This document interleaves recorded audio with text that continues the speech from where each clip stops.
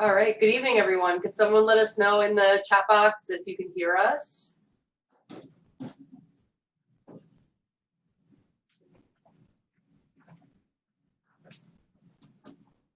Don't be shy. Hopefully you can hear us.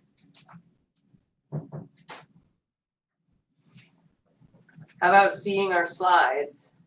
Can you see our slides?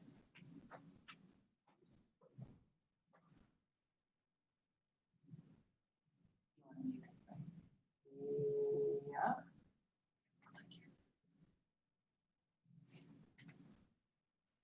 See, I took you up. Yes, and yes. Thank you, Matthew. Appreciate that. All right. We are now recording, and we're all here. So thank you for joining us for, I think, what's our 5th parent hour. Again, trying to choose timely topics that fit what we think you and your students are experiencing right now. So we figured tonight we would talk about stress and stress management. Joining us is Jaden Ramikis, our Student Government Association Chief of Staff. We decided to give James Brino the night off for those of you that have been joining for the previous sessions. We also have Dr. Nikki Hill from our Counseling and Psychological Services, Kenna Grant, the Executive Director of Student Health and Wellbeing, and Gail Searing, one of our first-year advisors and Assistant Director in the new Center for Student Success. So it was really great getting to meet some of you this weekend at October weekend, and maybe some of you even saw the new space, so we're really excited about that. And in order to stick to the 9 o'clock, which we've been pretty good at, we'll go ahead and get started. So just as a reminder, you're all muted, so if you have any questions, go ahead and type them in the chat box, and we will follow up and respond as we go through. If you have any problems with the technology or can't see or anything, let us know in the chat as well. So Kenna, if you want to go ahead and take it away. So hi everybody, it's nice to be here this evening with you, and we just want to start off by talking about just the general concepts of wellness in terms of higher ed and why it's important to college age students. So I think that a lot of you can relate to this when your student looked even at the University of Hartford. Wellness is not just an amenity, it's now a must-have in terms of what college students look for on campuses. So they're looking at rec centers, they're looking at programs, they're looking at services. How can they access mental health services, our physical health services for medical services, and then other support mechanisms on campus. So it's not just, you know, good physical health, it's also your mental health and your emotional, your social health. And it's looking at your lifestyle that promotes the whole student. So both inside and outside the classroom. And what we try to do here at Hartford is look at it as a philosophy in terms of like the full potential of the student to avoid and prevent significant stressors, which a lot of our students will say a big barrier to their success is they're very stressed. And when we kind of pull that out, what does that mean? And it can be, you know, Dr. Hill's going to talk about that a little later, but there's lots of aspects to what that means in terms of their stress. So, oh, sorry. Next one. Where's the clicker? I can click it. There you go. So, why is wellness important for college students? Well, it's important for our students, but it's important for all of us in terms of an environment, in terms of a college community. And I think it's one of the most important things that your student can do to ensure their academic success overall. If they're not healthy in mind, body, spirit, they can't be functional in the classroom. So there's lots of components that go into keeping your student both physically and mentally healthy. And then just the student being able to take responsibility of what that means for them in terms of their own wellness and regulating that. So recognizing when there's stressors, recognizing when there's barriers, and what's the best ways to provide support to that student. Okay. Whole student learning. I love this term. I'm really big on the holistic response to students and looking at the whole student bio-individually. Each one of our students come in with unique experiences and environments, and I think it impacts as a community in terms of their wellness, their health, and how they interact in the classroom. So it's very important to understand how students are impacted by the environment that they're living in. So not only are they learning their major, we have 7 colleges here, So very specific majors and skills, but they also need to learn other skills, conflict management, how to work with others, how to make a phone call, how to email, how to talk to professors, how to navigate their day-to-day. We were just talking to Jaden about time management and calendars and what works best for you. And Gail can speak a little bit to that in student success, but how to utilize the tools that we have to offer, but what is unique to your student that works for them? Because one size doesn't fit all, right? We all can say that. And I think the way that students learn is by looking at what works best for them and then taking that and nurturing that, kind of pulling that out as a success tool so they can be the most successful here on campus. This is Gail Searing. I just want to add this is where wellness and career readiness really work hand in hand. Because if you ask the employers, and we work with just hundreds of employers, the Career Services Studio works with hundreds of employers to help the students get connected to internships and learning opportunities and field work and things like that, as well as to help them to get connected when they are pending graduation with their permanent jobs. And what the employers are looking for, yes, they want the students to be educated in their fields, but most fields change pretty rapidly these days in terms of the technology that's used and things like that. And so they expect that there's going to be a certain amount of on-the-job training. What they really are looking for in candidates and employees is for those soft skills, the ability to communicate verbally and in writing, the ability to work with people, to resolve conflicts between themselves and other people, but also to help groups resolve conflicts among each other, to have critical thinking skills and effective decision making. Those are the kinds of skills that you develop based on life experience. And those are the things that an employer can't really teach someone. So this is really a prime opportunity for the students to take the challenges and obstacles that they face, that there are stressors that they face during their academic experience, and develop those skills that are going to help them to be really valuable employees. And that is going to help them in part to interview really well and be appealing to particular employers. Great, thanks, Gail. Moving on a little bit with whole student learning. This slide here has two different graphs for you to look at. The one on the left is the wellness wheel, and the one on the right is the ecological public health funnel. So really, when we're thinking about the whole student, and one of the aspects of my role in student success is to work from a care and concern lens. So we take components of this pie, I guess, is that a pie? Yeah, it looks like a pie, like a pizza. If you like dessert or pizza, it's your project. And we look at each aspect of it and are able to figure out where the need is for the student. So is it an academic need? Is it more social? What's happening in their environment? Is there a specific, physical need that's happening? So we're able to best meet the support needs of the student. And then the ecological public health model is my absolute favorite because it puts the student in the middle. And then it's like a ripple effect out. So all of us have an impact on your student. So our faculty, and then the university institution as a whole, and then you all as family. So in totality, it's like wraparound support. So we're utilizing all aspects of everybody to provide the best support for your student to come to the best outcome, particularly in regard to all of these different components of wellness.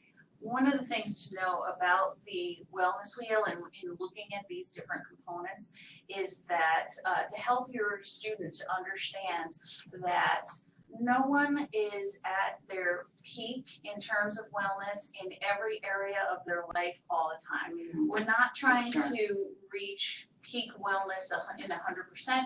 We're trying to reach a balance, and we're trying to reach an ability when one area of your life is taking precedence to still manage the other areas of your life as well. And we all see this in our lives. There are times when our health is the most important thing, and we really have to put a lot of attention into our physical wellness.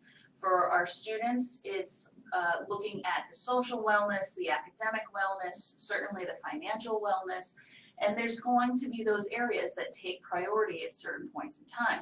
Where that becomes a problem is when one area takes so much of your priority that your ability to manage the other areas of your life becomes really challenging. Mm-hmm. So when a student is focusing so much on their academics that they lose track of their social connections or their family connections or their physical wellness, or vice versa, that they're focusing so much on their social wellness that they're not paying attention to their academic wellness.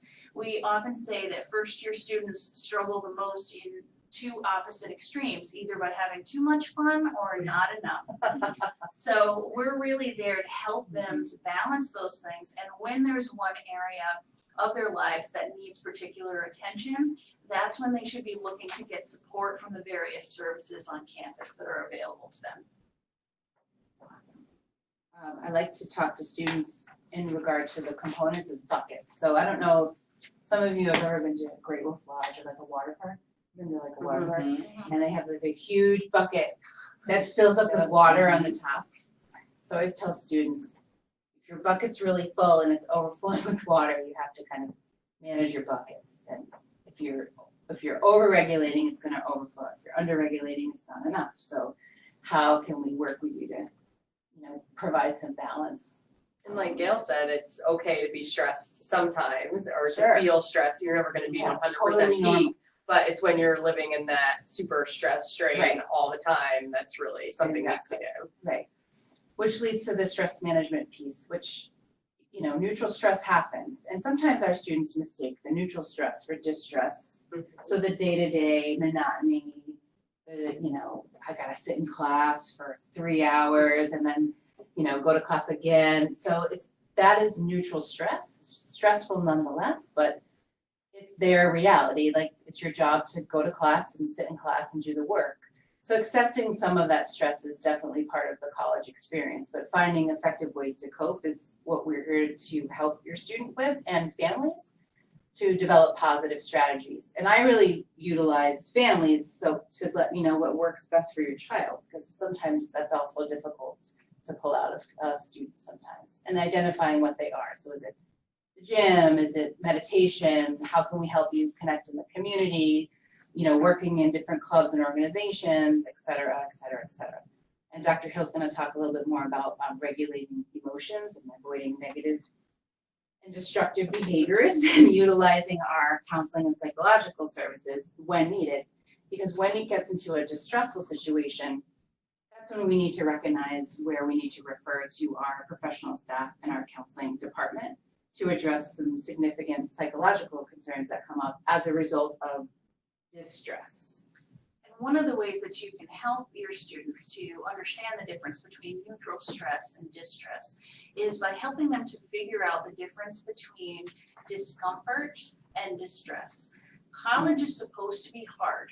It's not supposed to be easy. And so if the students come in, and many of them do, with the expectation that they did well in high school, and so college should be a breeze, and then when it isn't, they think there's something wrong with them, or that there's something wrong with the university, or there's something where they feel as though it's distress, when in actuality, it is discomfort.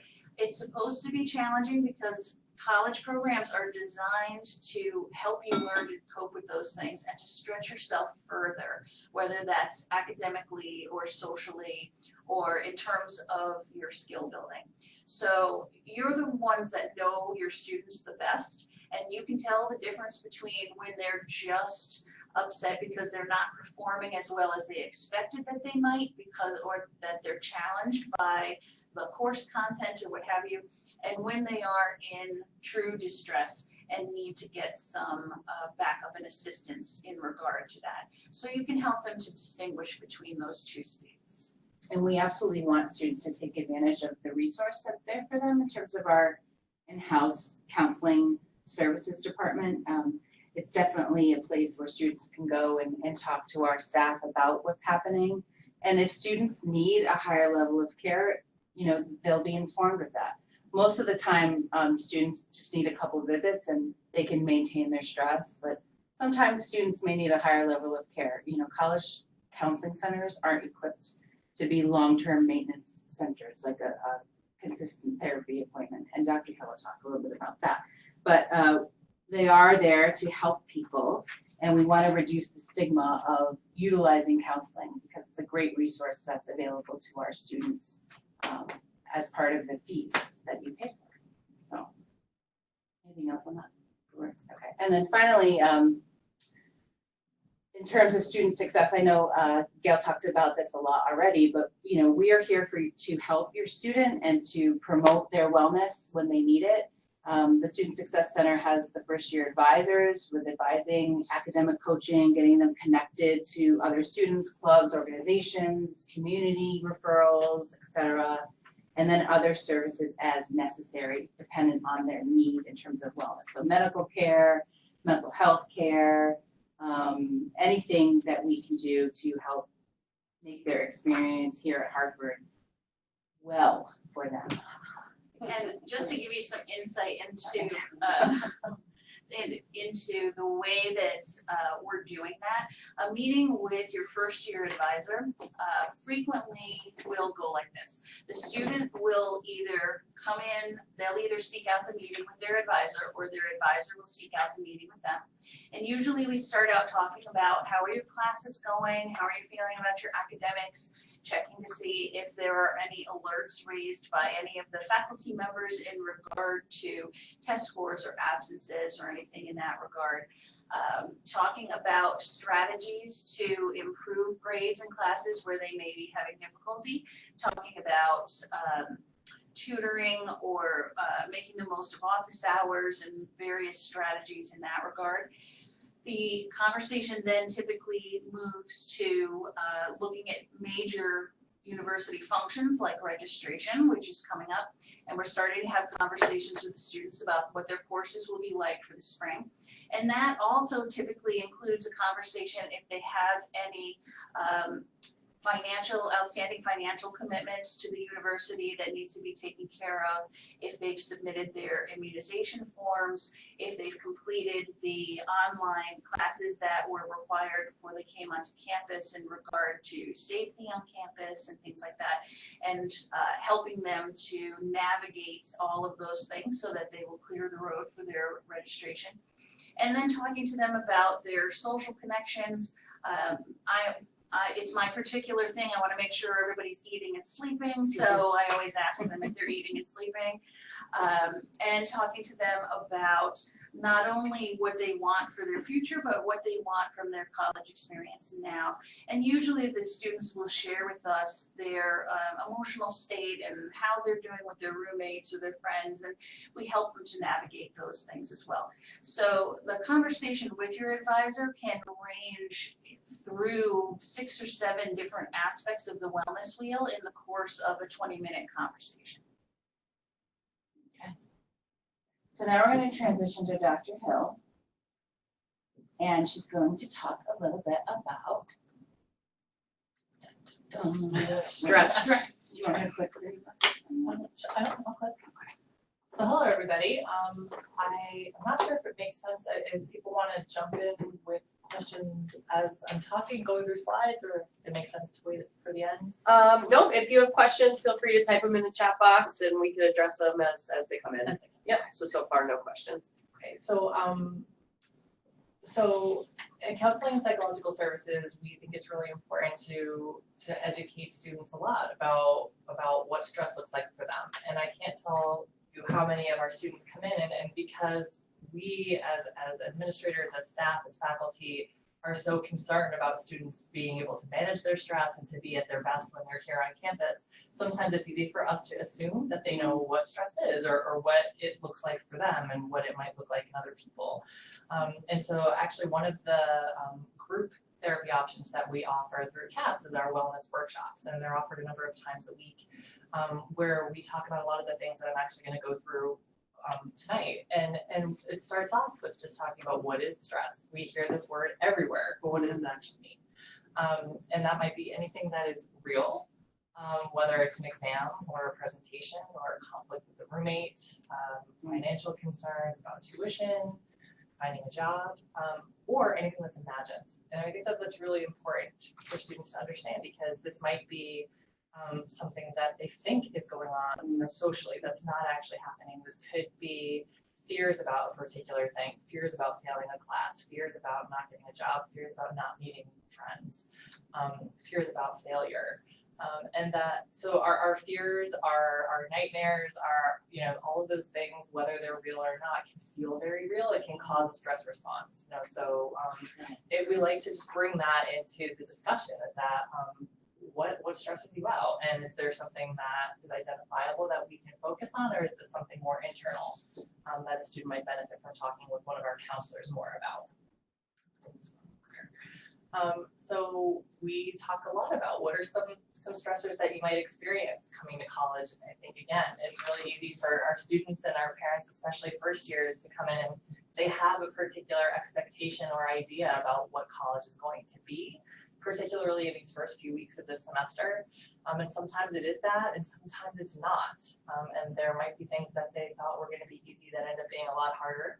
And there are things that they thought might be really challenging that come easily, and things that are unexpected can become pretty significant stressors. So being away from home, living independently, is a huge thing. And there's so many elements of that that we expect students to manage while they're here, from getting up by themselves, figuring out their class schedules and where those buildings are on campus, so making sure that they get to the dining hall when it's open to have meals, knowing where the health center is if they get the flu or if they need antihistamine. So get the flu shot, please. That's great. That's right.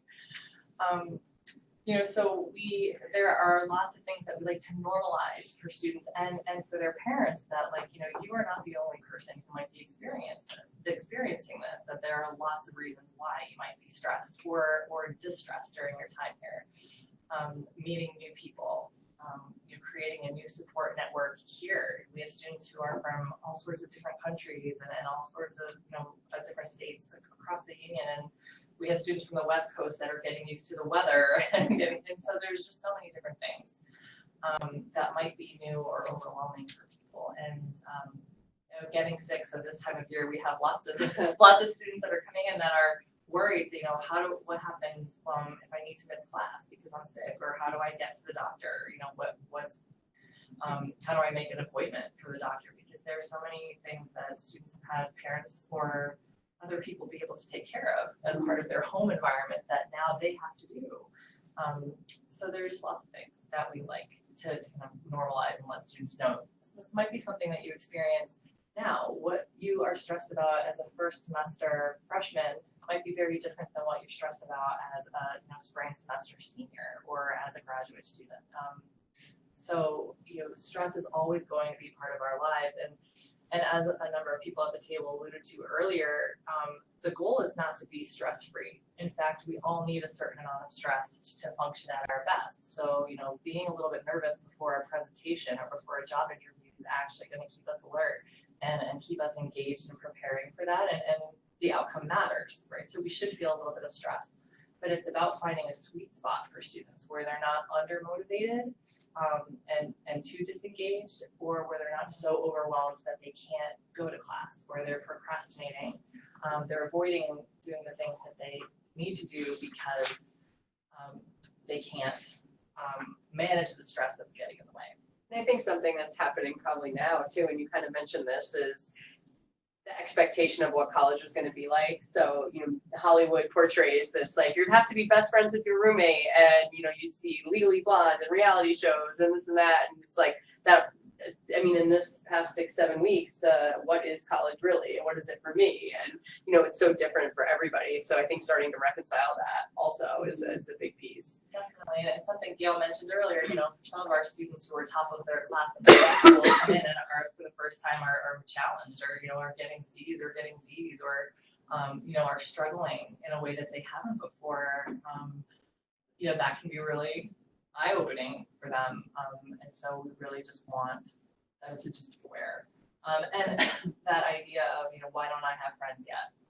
Or why do I still feel really lonely even though I'm surrounded by literally thousands of people? And I think that loneliness is something I'm going to talk about pretty extensively a bit later, because we actually are kind of calling this a loneliness epidemic. Millennials in particular, but this generation of students are incredibly disconnected from each other, even though they're right next to each other.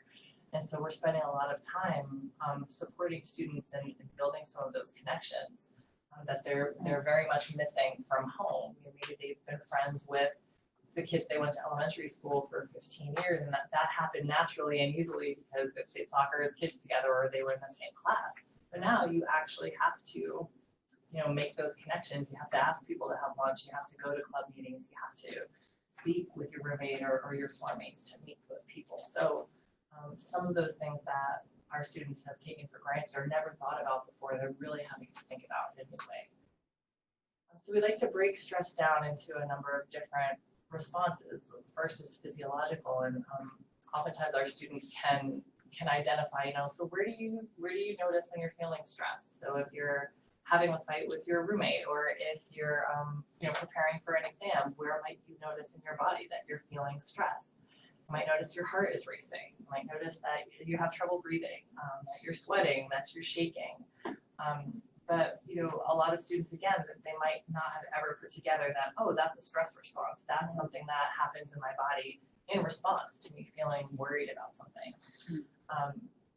And so that can look a lot of different ways for each student. We want them to raise their awareness, to raise their insight enough that they can identify when that stress response is relatively minor and when it's early, so they can intervene as soon as possible. And for them to also know where that threshold is, where I don't think I can handle this by myself anymore. When do I need to bring in somebody to support me or someone to help me, whether that's a friend, a parent, or a professional. So emotionally and cognitively, so again, the way that we're thinking and the way that we're feeling when we're feeling stressed, it can look different for each person as well. For some of us, we get really snappy and we end up fighting with our spouses or our partners or our kids when we're feeling overwhelmed. For other people, they burst into tears all of the time, or they're just feeling really agitated. Students come in saying, I'm really forgetful, I can't pay attention in class. And they don't necessarily realize that might be stress kind of hijacking their focus or hijacking, their ability to be present and to feel calm. So we want them to have a sense of what that looks like for them. So Kenna alluded to some sort of potentially self-destructive or problematic ways that we respond to stress. And we like to bring those to students' attention too, because we can really normalize and we can really validate the way that everyone needs to cope with stress in some way, and everyone maybe has things that work for them better than others, and certain behaviors are not problematic unless they become excessive. So we like to just mention a number of them, and there could be changes in eating. There could be using exercise as a way to de-stress, which is a relatively healthy thing to do unless you have students who are spending 3 hours in the gym because they don't have any other way to manage their stress. Being so worried about doing well or doing perfectly that they can't start assignments, or that they finish assignments but they can't hand them in because they're so concerned about what their grade is going to be or what their outcome is going to be. Starting to withdraw, or potentially socializing too much. So we can see these things on a continuum or a spectrum depending on each individual student. We might see problematic internet behaviors, whether it's just wasting time on the internet, it could be gambling, it could be shopping, it could be pornography. We see kind of the gamut with students who are coming in saying, I noticed that I'm doing a lot more of this, and I'm spending 6 hours a day, 10 hours a day doing this. I'm staying up all night, surfing the internet when I should be doing my homework or should be sleeping. That's not them, trying to be irresponsible. That's them doing their best to manage how they're feeling and not realizing that might be problematic in and of itself. We have a lot of students who turn to drugs and alcohol as a way to manage their feelings or to manage their stress. and self-harming behavior. So any way of kind of harming one's own body is a way to regulate their feelings or to kind of numb out. That's relatively common in college students, and in extreme circumstances, we'll see students coming in that are having thoughts of killing themselves or are potentially attempting suicide on our campus. Our hope with programs like this, with group and individual counseling services that we have on campus, is to prevent students from getting to a place where it's a crisis or it's an emergency. But at the same time, educating them about what those crisis services are, should they find themselves in that level of distress. Okay, so sometimes it's difficult to talk with a 17 or an 18-year-old about what the long-term consequences of stress might be, but as doctors, we kind of like to throw that out there with them, is that this might not be something that is seriously problematic for you if this lasts at this level of stress for a few weeks or a semester or two. But if you think about it over a 4 or a 5-year program, we can see some really significant health effects. And developmentally, we're thinking about our students not as just how do we teach you skills to manage your stress for your really difficult calculus class, or for this particular semester, or even for your 4 years of college. We really are thinking about your students, our students, as you're emerging adults, and these are skills that you're going to need to use every day for the rest of your life, not just through college, but in every circumstance, just as healthy, functioning adults. And the sooner that you can be proactive about that, and the more aware you can be of the potential consequences of ignoring this, we really just try to put some of that out there too. And for some students, it might seem like, oh, this is really kind of scary, or the students kind of really don't relate to that. But we certainly will have juniors or seniors come in and say, I've noticed, I've gained 40 pounds over my time here at school, and I realize that I'm stress eating because this is a way that I manage it, or I'm staying up really late and eating with my friends, or I'm smoking a lot of weed and then eating late at night. So there might be lots of reasons, and when they start to put those pieces together and can do that in a really sort of non-judgmental, understanding way, then they can start to make the changes that are going to benefit them, kind of both in the short and the long term. Okay, so going backwards.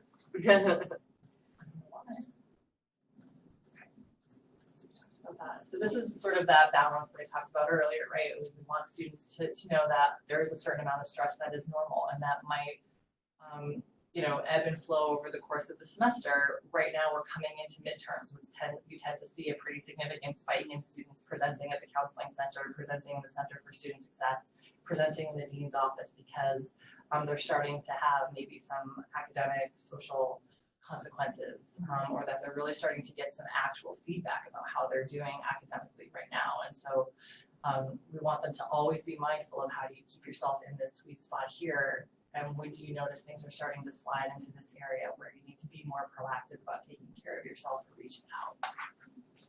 Right, so overall, normalizing stress, right? It doesn't mean that you're not smart enough to be here. It doesn't mean that you can't be successful in college or that college isn't right for you. It just means that this is a new level, and not just of academic expectation and performance, but you're managing your eating, you're managing your sleeping, you're managing meeting new people, being away from home, all of those things on your own for the first time. Can you understand? Can you give yourself a break about why taking on all of that at once might be really difficult?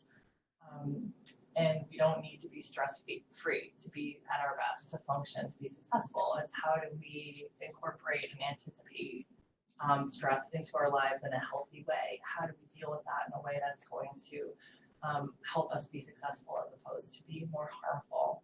And that it does take time, it does take work. That might mean you choose to miss a class to come have a meeting with your psychologist on campus, right? And that's something that sometimes we will work with advisors in the dean's office to prioritize, or that might mean, you're chronically sick because you're so stressed out. Let's make sure you prioritize getting to health services this week. And how do we work again with your professors or with your schedule to prioritize that? Because at the end of the day, no one else here is going to take care of you. You have to take care of yourself first. There are other people that can support you, and there are other people that care about you.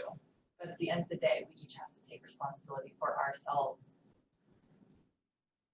This is so cute. This is just one of my favorite graphics. Everybody's wellness plan looks different. We're really big at therapy. yeah. Amazing.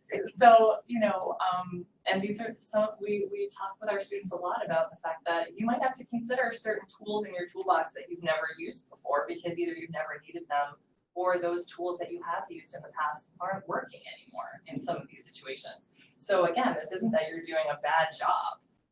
It's that you just have to be flexible. You have to think about this as an evolving process, and that it's always going to require our attention as adults as things happen in our lives too. You have to, just kind of to notice what's happening for you, what you might need.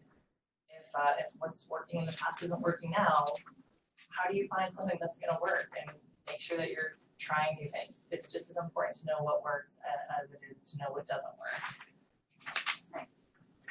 So in the wellness workshops and a lot of the individual and group services that we offer at CAPS, we like to introduce students to some different kinds of coping skills. So we have a mindfulness group on Friday afternoons. We talk about healthy.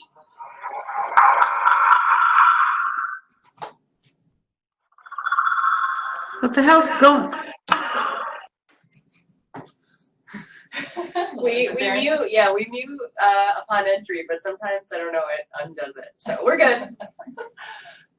Healthy forms of distraction, right? So, can you schedule in, watching funny cat videos on YouTube for a half an hour as opposed to for 6 hours, right? Can you schedule watching your favorite sitcom for an hour a night with your friends as a way to unwind and to have some social interaction, and then get back to studying? So you're building in a study break as opposed to, again, I'm gonna be shopping online for hours at a time. Something as simple as deep breathing exercises, grounding exercises. We use all 5 senses as a way to help manage powerful feelings. Progressive muscle relaxation is a way to incorporate deep breathing and muscle contractions and relaxation. Again, for each student, it's just a way to teach them some new coping skills to figure out what works for them and what doesn't. And combining that sometimes with individual counseling, additional group counseling, and sometimes medications, antidepressant medications, sleep medications, and that is another service that we offer at CAPS. We do have a part-time psychiatric resident that is with us in inappropriate circumstances that we might invite a student to consider. So, are these my slides? Or are these? Okay, so Jeff was so I feel like The ones that Well, I think one thing to take from, mindfulness and anyone who's ever done it is that it's like within, so you don't have to spend a lot of money on it.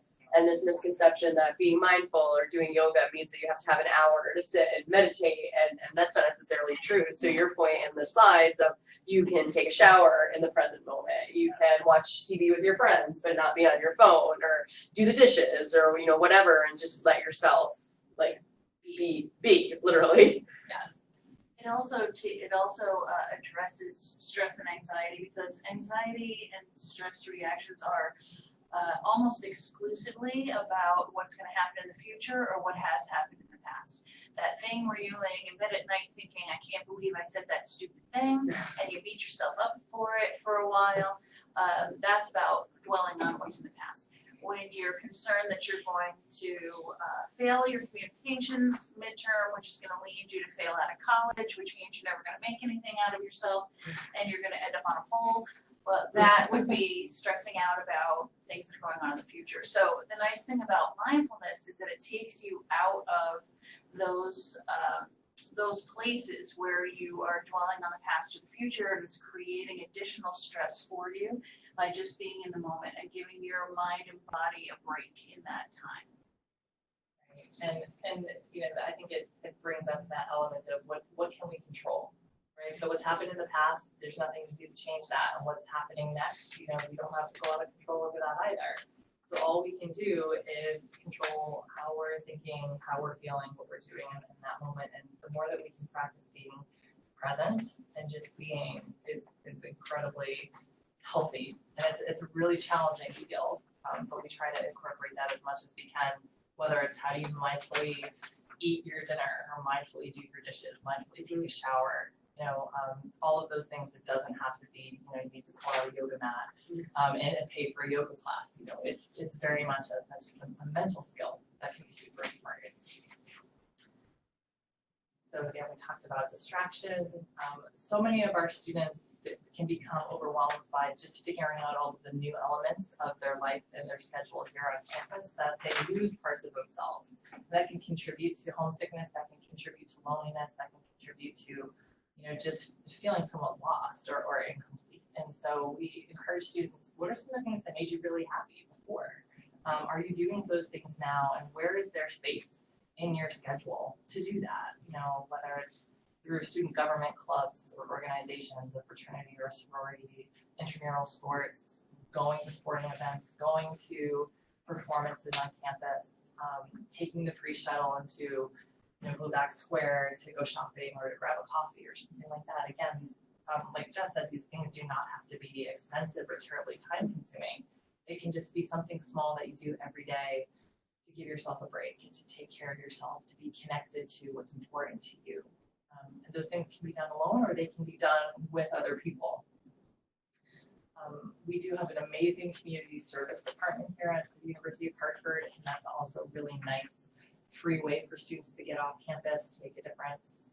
There's non-traditional spring break where they choose a place in the country every year to go, whether it's hurricane sites or places of poverty. So there's just really lots of different ways students might have to consider to build social connections and to take care of themselves in lots of different ways. That comparison game can be really difficult, whether they're comparing themselves to students, fellow students about how they look or how successful they are, how many friends they have.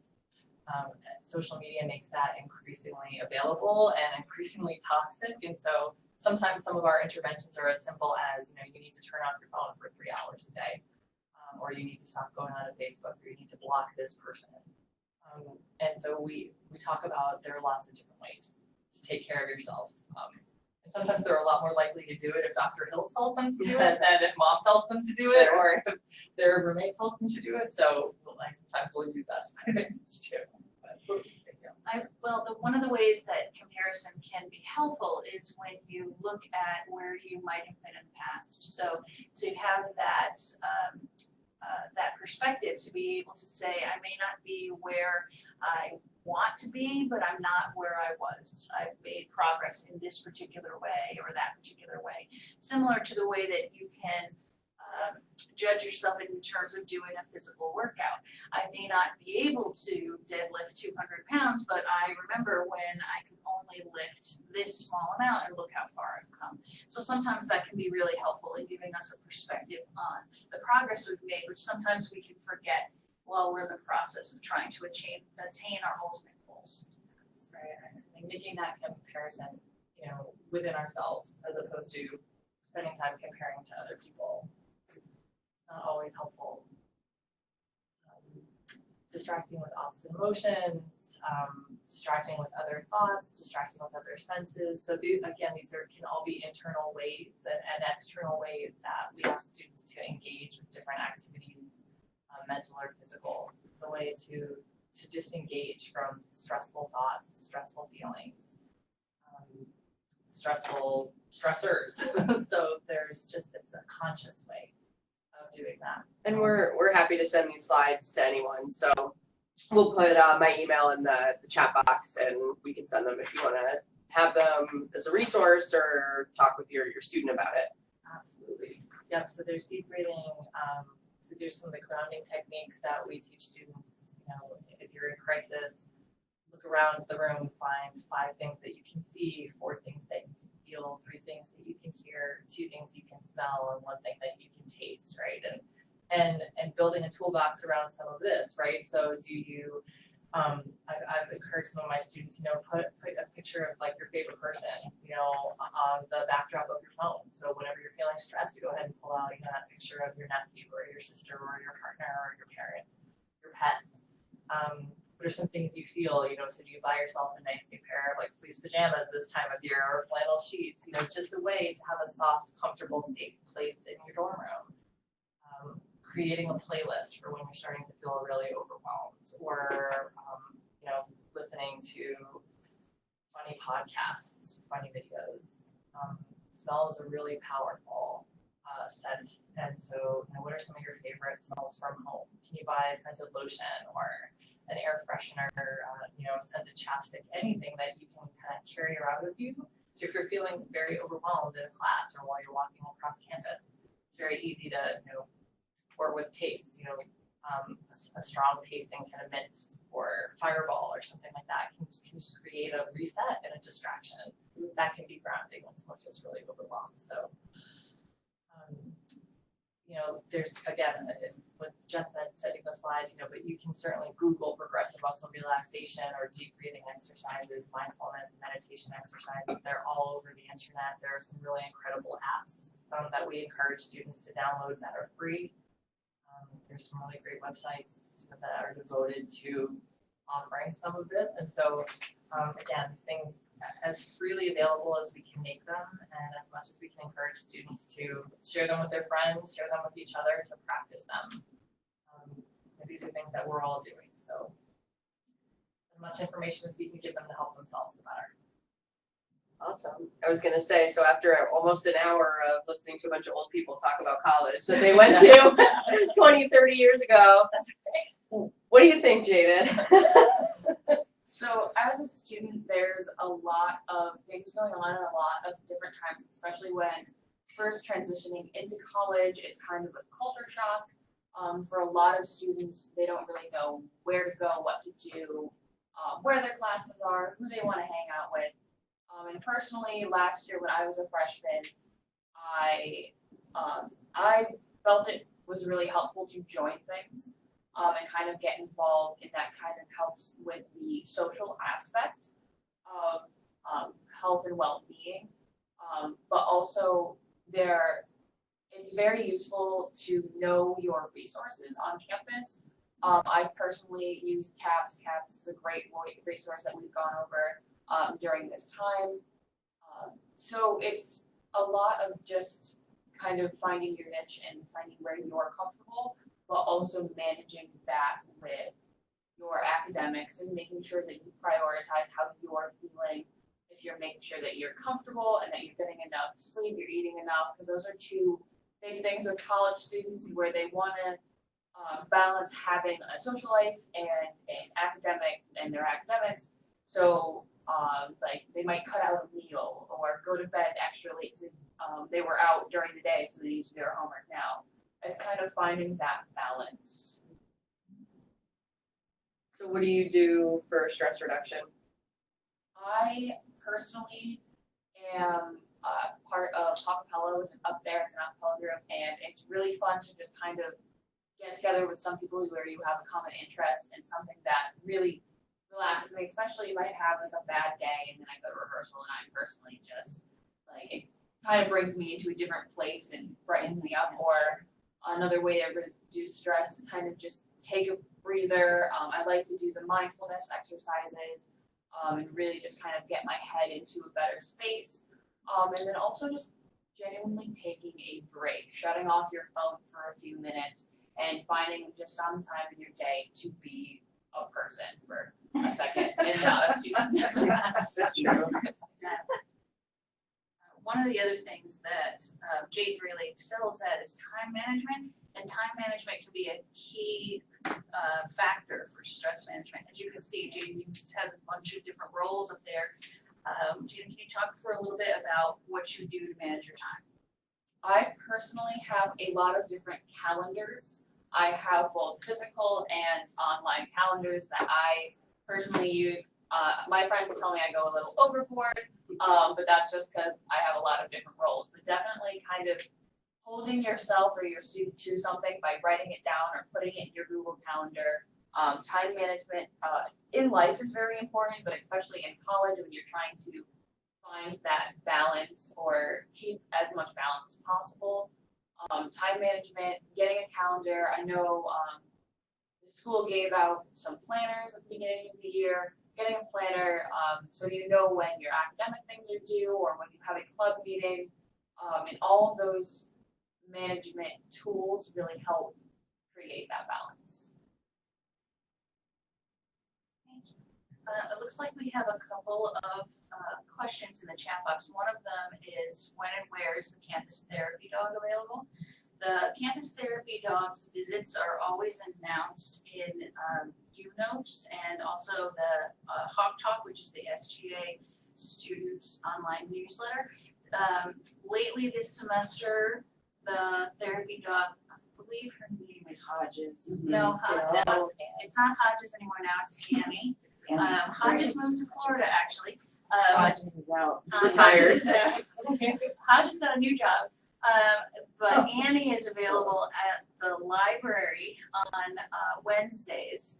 And that may change from semester to semester, but there's always announcements a few days before one of the therapy dogs comes onto campus. So keeping an eye on the campus newsletters, either UNotes or Hawk Talk, is really helpful in that regard. Another question that came up, which I think sounds like a great stress reliever, is a potential club for musicians to get together and play and jam.